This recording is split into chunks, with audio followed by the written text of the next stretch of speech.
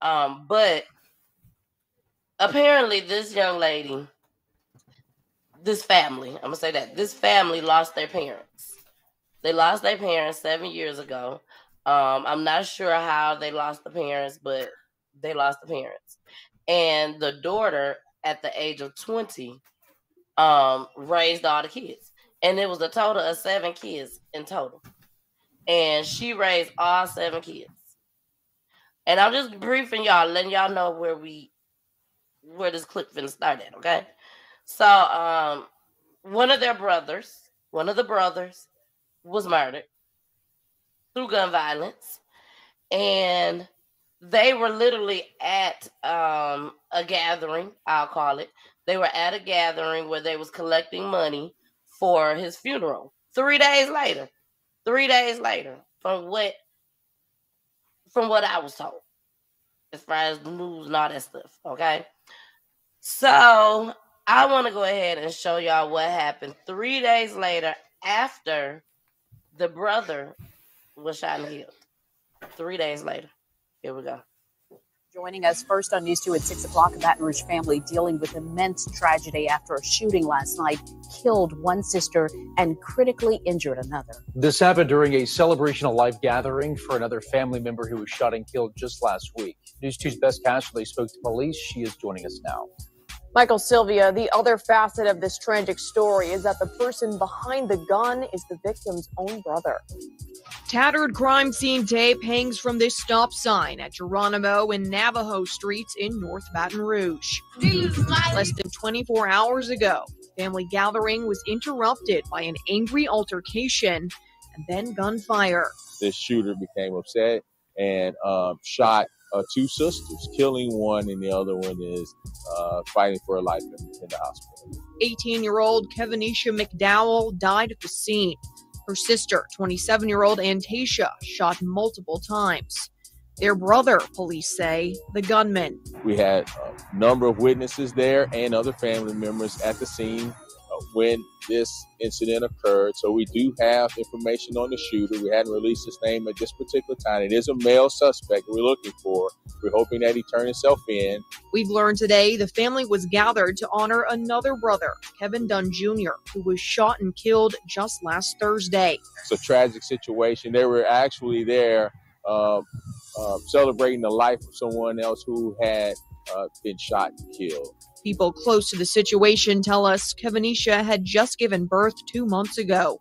Antasia has 3 children of her own and has been looking after her 7 siblings since their mother died in 2016. As of late Monday, Antasia remained in critical condition. Police say they're actively looking for the suspected shooter. Right now, they don't want to release more details, but if he doesn't turn himself in soon, they will. Okay. So we are back. Now, this was the brother. So they out there celebrating, having a good time.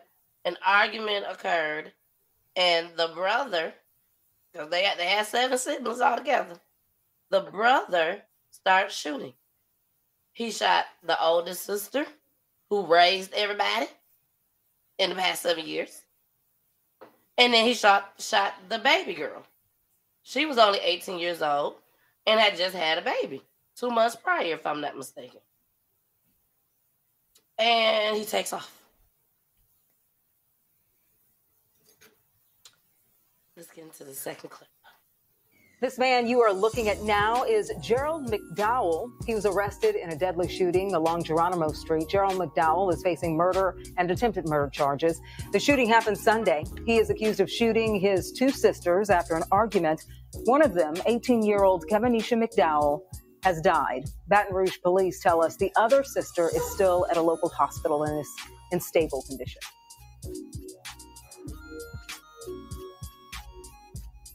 About the situation at this moment, until that time comes, I lay my siblings to rest together. 2 siblings lost to gun violence here in Baton Rouge just days apart. Good evening, I'm Lester Dewey. You may remember this story. Police say a woman and her sister were both shot by their own brother just a week ago. One of them did not make it, but now the family is making funeral plans for 2 people. Our Miranda Thomas shares their story tonight. it happened so fast, nobody can react to nothing but try to run for safety. And Tasia McDowell is recovering at home after being released from the hospital just days ago. Police say she and her sister were shot on Geronimo Street a week ago in Baton Rouge by their own brother, Gerald McDowell. Her sister, 18-year-old Kevinisha McDowell, did not make it and leaves behind a baby girl. You know, I just try to keep going to keep my strength up and trying to get over this, but I won't be able to walk for a long time. McDowell says the shooting happened on the same night that her family hosted a fundraising dinner to cover funeral expenses of her brother, Kevin, who was shot and killed a week before in the same area. She was raising them both. So this was my siblings. I don't know what I'm going to do. No. I'm not even gonna lie, I don't know. But I'm gonna keep strong for my niece, my sister baby, and my kids. And Tasia now has to bury both of her siblings while still recovering from her own injury. One family, a brother and sister, gone to gun violence. As for Gerald, he's facing murder and attempted murder charges. And Tasia is just asking for prayers. But I just ask for the community, everybody need to come together as one. For real, like, it's a lot, it's too much. I'm finna bury 2 siblings.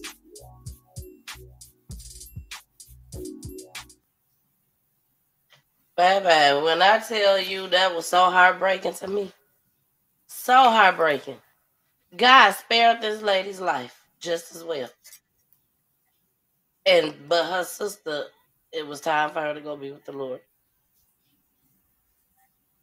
But he spared her life. The oldest sister that has been taking care of these kids for the past 7 years.